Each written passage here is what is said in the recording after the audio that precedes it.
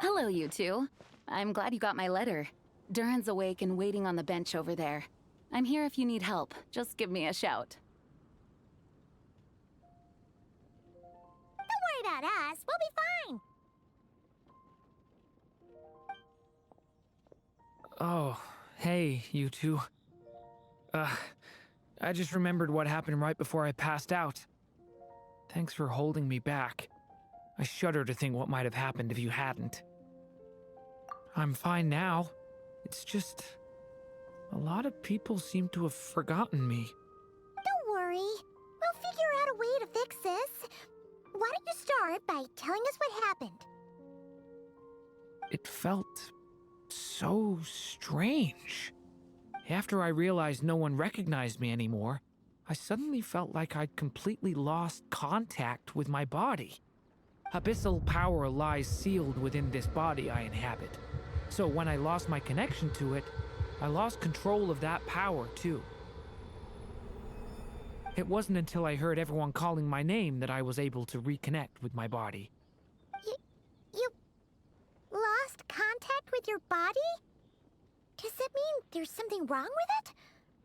Sounds like we need Albedo more than ever. I don't think the problem lies in Albedo's alchemy.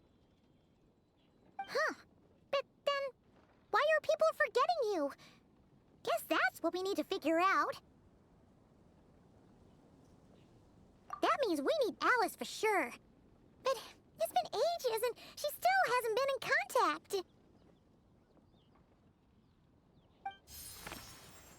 Now would be a really good time for a hint. How could the story's budding branches even hope to reach beyond the towering walls? Leaving the castle, the witch went off in search of the tallest, grandest tree in the whole world. High up in the canopy of that tree, she sought a resting place, a refuge where the little sapling might take root. Go to that place, for it was there that the sapling felt its first breath of wind. Huh? Was that another clue? Does that mean the story isn't over yet? Leaving the castle. It just occurred to me. If this story is all about my own experiences, then wouldn't what happened after I left Simulanka be part of it too? But how could she possibly know exactly what would happen? And even if she did, how could we know when the story was complete? Yeah. Since we can't reach Alice right now, we'll just have to get to the bottom of this ourselves. But first, we gotta figure out where this riddle wants us to go. The tallest, grandest tree in the whole wide world. Huh. The only place that ever gave me that feeling was the one I ended up in right after leaving Simulanka. They had great coffee there, too. And so many books you'd never run out of things to read. Think about it. Our search in Mondstadt began in a library, right? Well, Sumeru City's got one of those, too. And it's absolutely huge. What do you say? Should we try looking there? Huh. That does kind of make sense. And it's not like Paimon's got a better idea. Alright, let's just give Jean and the others a heads up first. Well, it sounds like you've got a plan, so I won't interfere. All I ask is that you stay safe.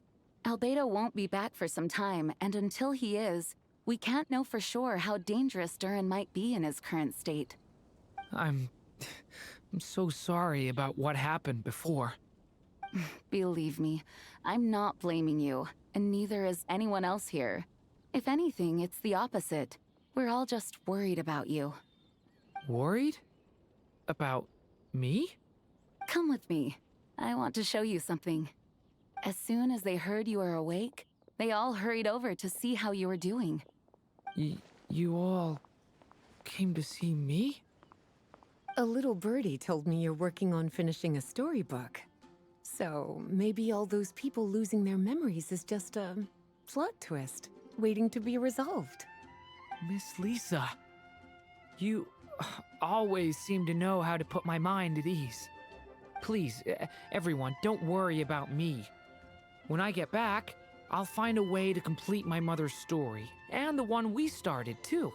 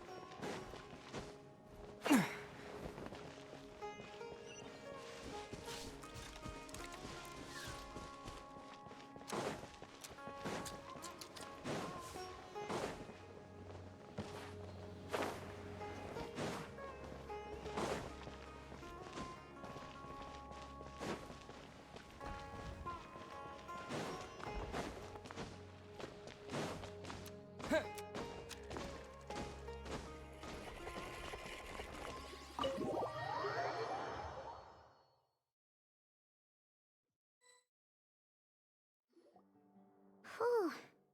After the library hunt in Mondstadt, it's not as if Paimon was expecting this to be easy. But this... yeah... this is something else. Where do we even begin? Even the clue this time seemed kind of cryptic. Yeah. Guess the best we can do is stay on the lookout for more weird things going on.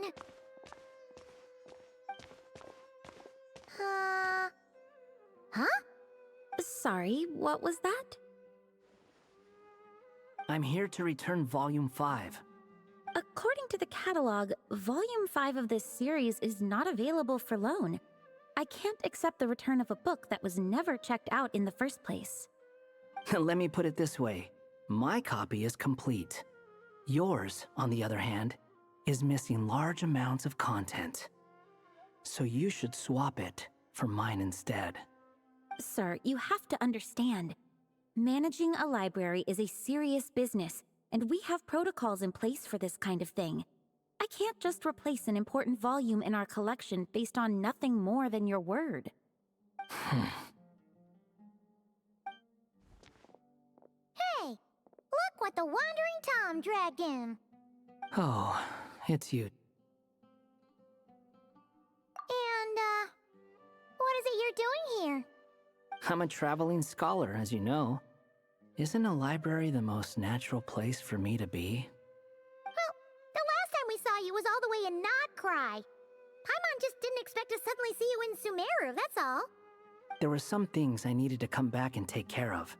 Some documents had gone missing, so I tracked them down, restored them to their original condition. And now, I'm here to return them. And considering what I'm planning to do next, it feels like a weight off my shoulders. What's going on with you, huh? You look like a kicked puppy. Hat guy. Ah, at least you haven't forgotten about me. What's that supposed to mean?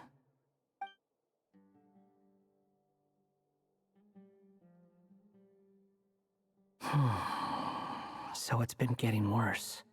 Sounds like you know something we don't.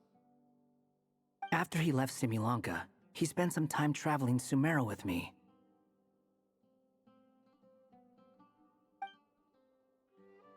I was working on several texts at the time, and I stumbled upon something strange.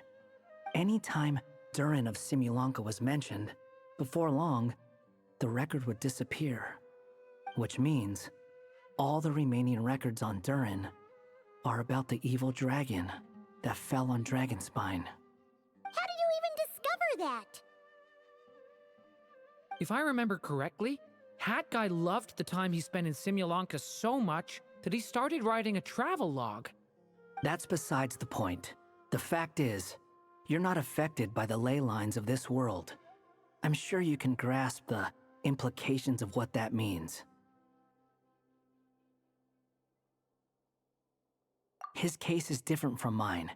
It's more like the world itself refuses to accept his existence. It started with a few written records, but now it sounds like it's spread to people who never met him or didn't know him well. At this rate, the whole world might forget him altogether. The whole world? But that includes all my friends in Mondstadt, and even Hat Guy, too. So that's what you've been worried about all this time? Why didn't you just tell me? There are more important questions right now, like figuring out how to fix this.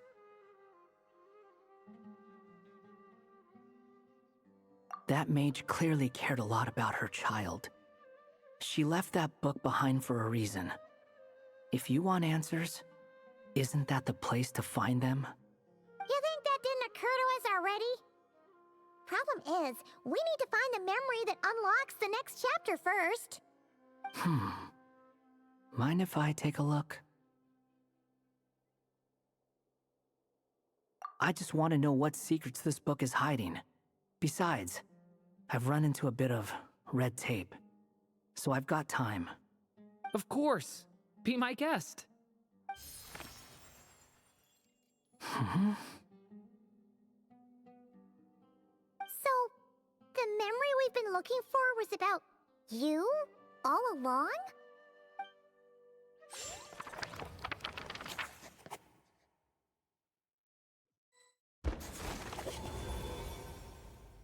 The little dragon became companions with a stray cat with dark blue fur. It was a friendship born of all they had in common. He left his castle at the stray's invitation, setting out to explore the world beyond its walls. There, he grew fond of the outside world, eager to make friends and share the story of his life. Taken by the dragon's story, the stray tried to write it down.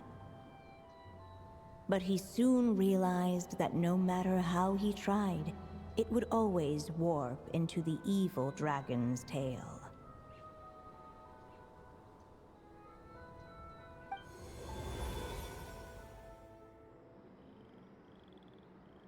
So, this is the world where this chapter takes place? Looks like we're at the top of some kind of gigantic tree. This one must be about what happened to me when I first arrived in Tevat. No wonder the memory that unlocked it was about Hat Guy. Most of my memories from that period were. Hold on. Anyone want to explain how I ended up looking like this?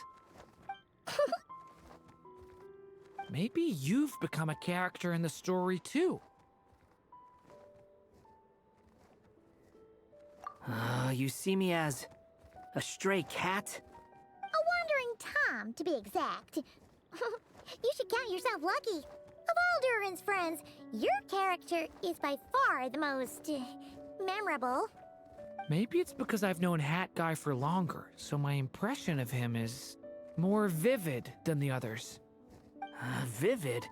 Then how come you haven't changed one bit? Guess that means the impression the Traveler left was so vivid, it didn't need changing.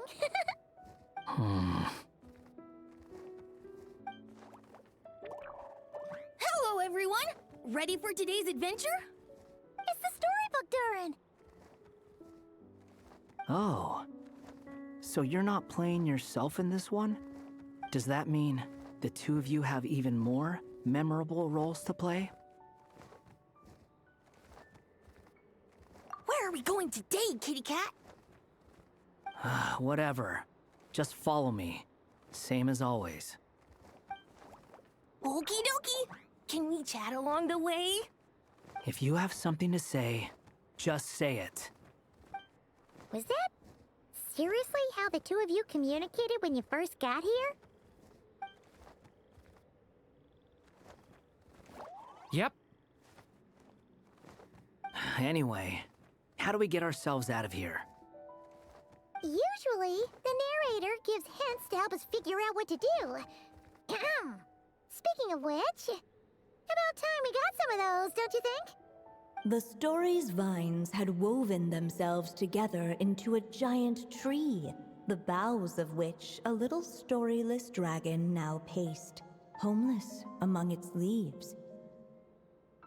He had to find a way to leave this place and set off in search of a home of his own. If he stayed, the world would erase him from its memory altogether. To leave this place? But where am I supposed to go? The little dragon felt completely lost.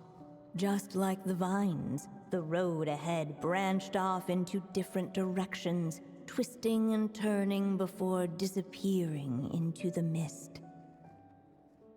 But as luck would have it, a prophetess waited up ahead. Perhaps she might know where each path might take him.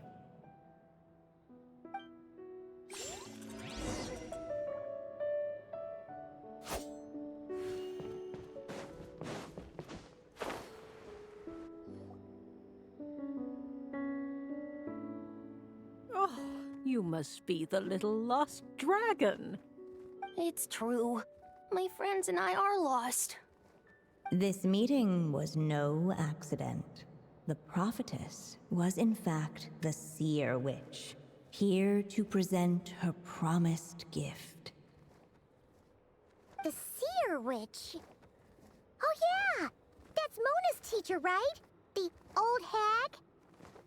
Insolent child. I am the seer witch, your prophetess, not some old hag. Sorry! Now, little lost dragon, I have come to bestow the gift I once promised. A prophecy. A prophecy? Hear me now, for my prophecy is this. One day, the dragon from beyond the castle shall be reborn, and none may avert its coming. The wind took the prophecy and swept it off into the distance. And so, the little dragon was shown a path to wander. As far as I remember, once that alchemist from Mondstadt learned about the prophecy, he chose to stand with you against the evil dragon. So, what does any of this have to do with you being forgotten? Oh, wise witch of prophecy! Could we trouble you with another question? As enigmatic as she was elegant, the seer witch spoke no more, for her thoughts had long since returned to the starry firmament above. Ugh! Just when we actually needed her. The seer witch was my mother's friend, so the prophecy she just gave should turn out to be helpful. Well, it's not like we've got better options. But if all we need to do is leave this place, which path should we take?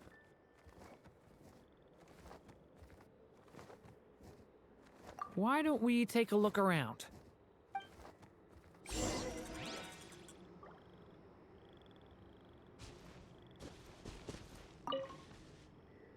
As enigmatic as she was elegant, the seer witch spoke no more, for her thoughts had long since returned to the starry firmament above.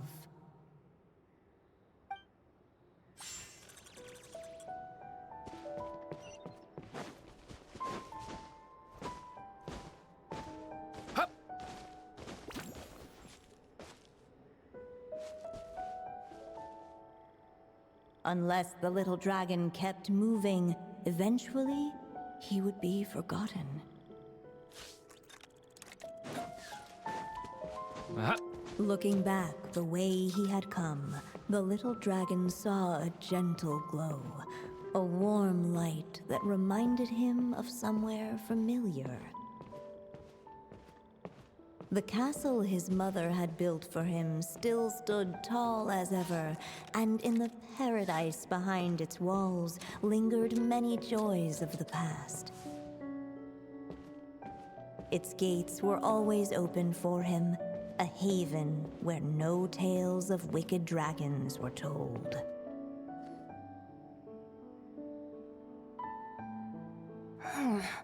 Returning to the castle? Huh. Well, that's an interesting thought. Has the idea of returning to Simulanka ever crossed your mind? Returning to Simulanka? Think about it. It's a place where a heartfelt wish is all it takes to rewrite the cruelest fate. Not like here, where fate mocks us all. If there really is a being controlling the fate of this world, it must be a laughably spiteful creature, deaf to the wishes of others. If you leave this world and its cruel fate behind, maybe your problems will be solved. Hey! Don't give him crazy ideas like that! I was simply expressing my envy, that's all. Not everyone is lucky enough to have a place like Simulanka to return to. Well, let's say that you did. Would you choose to go back? Of course not. I'd rather show fate who's boss instead. Oh.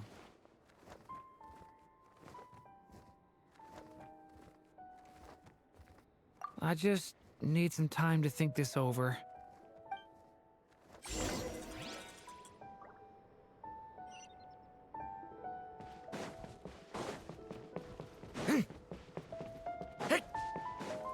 You really want to return to the castle, don't you, little dragon?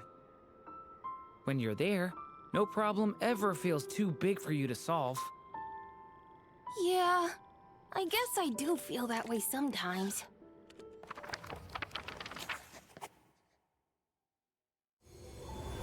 As the little dragon slipped back inside the castle's walls, the clamor of the outside world fell away. There was no danger here, no problems for the little dragon to resolve. As soon as his mother finished her story, it was time for the child to drift off into the world of dreams. And so the story ended, with the little dragon fast asleep in his castle, just like he had never even hatched.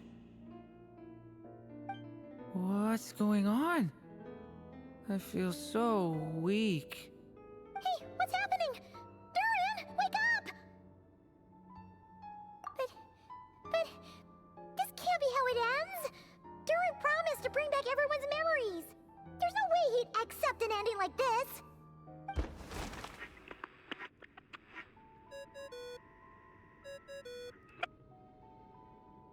Hello, children. If you're hearing this recording, it's because you've reached a certain ending. You may have noticed that little Durin's experiences have been written into the pages of this book. Well, you should know that in the same way, its ending will also be written onto him. So be careful, because triggering a bad ending could be somewhat problematic. Let me guess, you're upset that I didn't warn you earlier? Don't worry, though. I've thought it all through. I built a very special feature into this book, just for you, the witnesses of this tale. So, go ahead. See if you can turn back the pages. If you're not happy with the ending you've reached, just flip back a few pages and let the tale unfold once more. Pretty incredible, huh? That's the power of magic.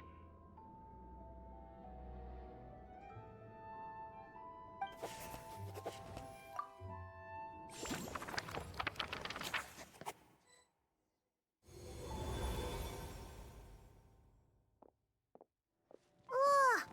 That last ending was awful. No way we're picking that path again. What are you even talking about? Hurry up and pick a path so we can get out of here. Let's pick one together. Sounds like the others aren't aware of what just happened. But Paimon's not sure how we'd even explain it. Guess all we can do is warn them if they're about to choose wrong again.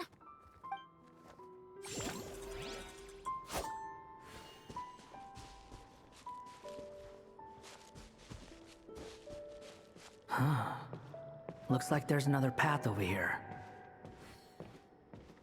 The secrets he sought led the stray to discover another path forward, though it was overgrown with bristling thorns.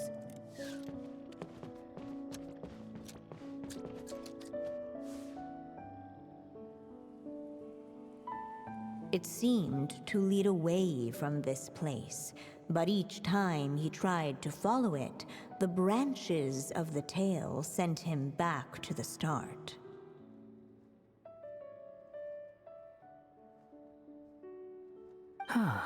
So the author managed to work this book into the story too. I'll hand it to her. This book is fascinating. What's going on here? When I first realized you were being forgotten by the world, I thought it might be because you spent too much time with me. In which case, the only hope of a cure would be to cut our ties for good. What makes you think that? Once upon a time, the stray tore apart his own story and was forgotten by the world beyond the castle. He believed the story had cursed him, and that his misfortune had rubbed off upon the little dragon. The story's curse.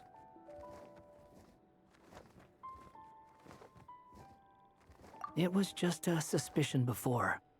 But now I think it's something we have to try. Wait, what do you mean? Try what? One of the story's branches is a path I can't take. If you follow it out of here, I won't be part of your story anymore.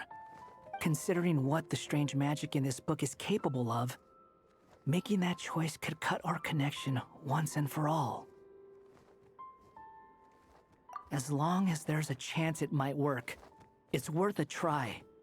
He's not like me. He deserves for the world to remember him. Well, maybe Hat Guy has his reasons for thinking that way, but that's not the kind of decision I can make so easily.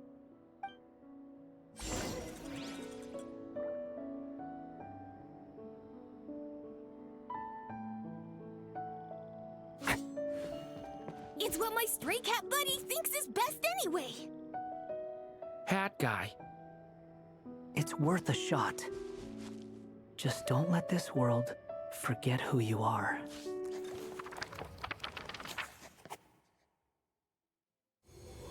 The little dragon left along the path his companion could not take. And from that point forth, the stray was no longer part of his story. Yet his memories of the stray were an indispensable part of his tale. With the stray gone, the story lost the very spark that had first set it in motion.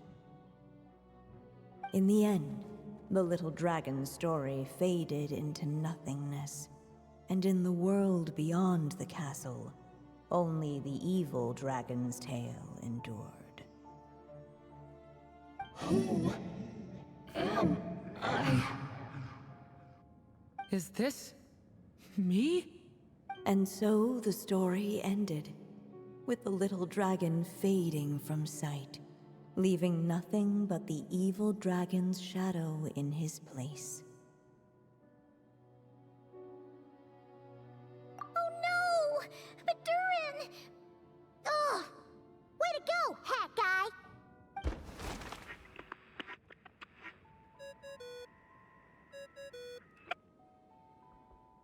Remember, if you're unhappy with this ending, try thinking of a way around it.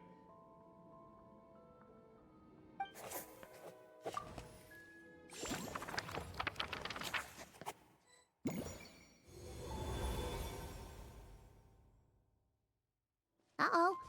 That's not the right one either. If it comes to it, we'll just have to try warning Durin again. The wind kept blowing, but the little dragon had not yet resolved to follow it. Before him lay a foggy path, and where it might lead he could not tell.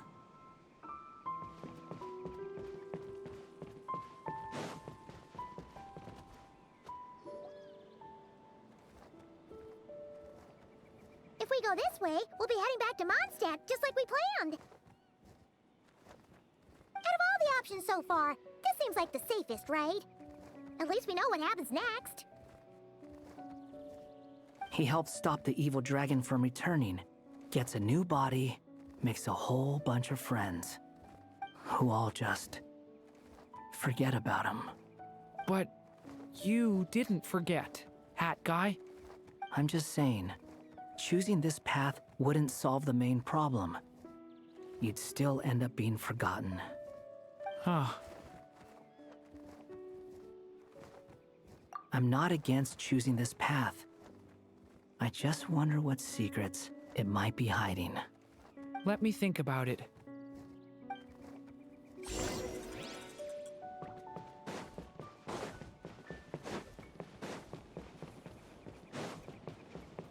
I still think you should keep going, little dragon.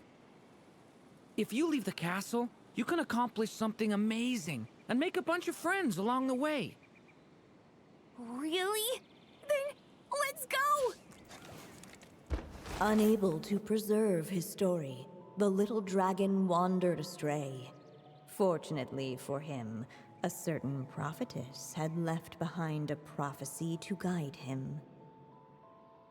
The wind took the prophecy and swept it off into the distance, and so the little dragon was shown a path to wander. Following the wind's guidance, the little dragon made his escape.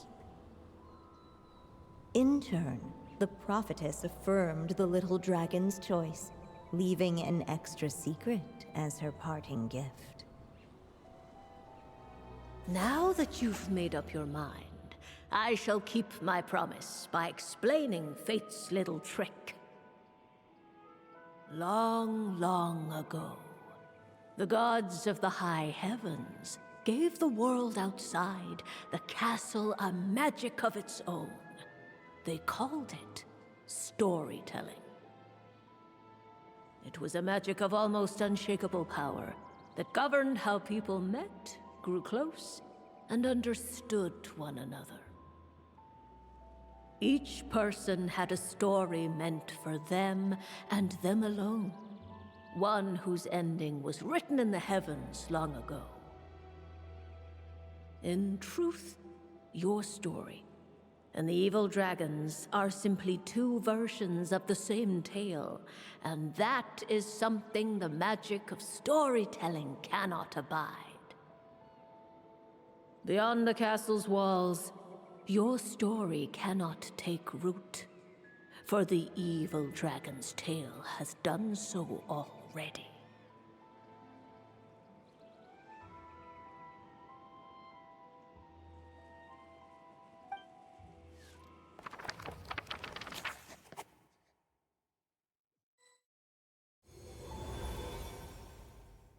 So, that was the secret? Huh.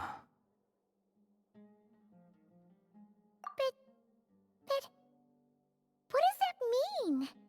You still don't get it? Simulanka Durin and Tevat Durin share a special kind of connection. Their fates are mirror images of one another. While they were in two separate worlds, there may have been some mutual influence, but their fates were independent. But when Simulanka Durin came to Tevat, a version of his fate already existed there. So, how can two fates exist at the same time? The answer is, they can't. The rules of this world don't allow it. You can't return a book you never checked out in the first place. So, what's Durin supposed to do? Those mages seem to have come up with quite the ingenious solution.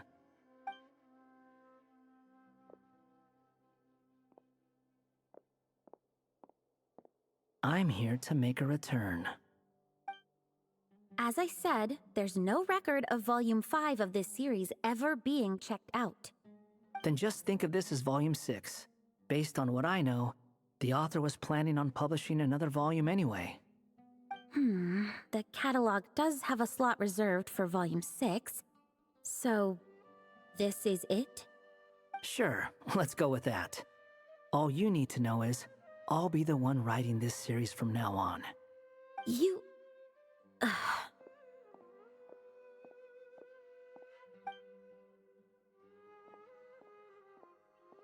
are you up to this time?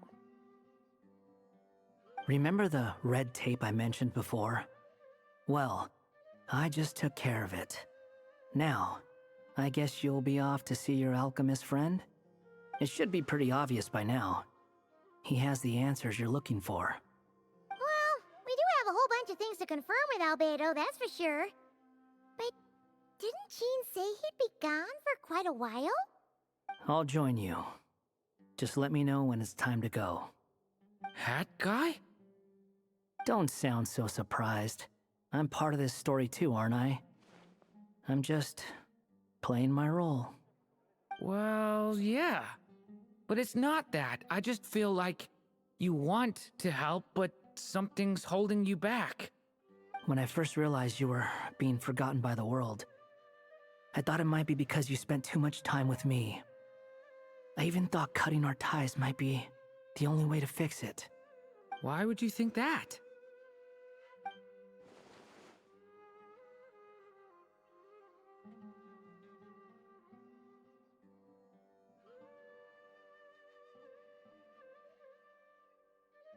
It doesn't matter now. Judging from the answer this book has given us, I was probably overthinking it. Just as well. With the ley lines rejecting him like this, the people who still remember him are his only remaining connection to this place. If that last fragile tie was broken, who can say what devastation his unbound body might unleash? And to think I'm one of the people keeping you here, instrumental in helping change your fate. Can't say I saw it coming. Well, if it's good enough for Hat Guy, it's good enough for me. After all, he is about as odd as humans get.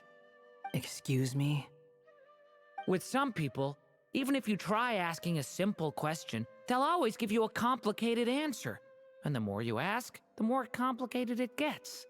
Truth is, Hat Guy's just that kind of guy. Whatever. All I needed was a yes or no, so we can quit it with all the back and forth.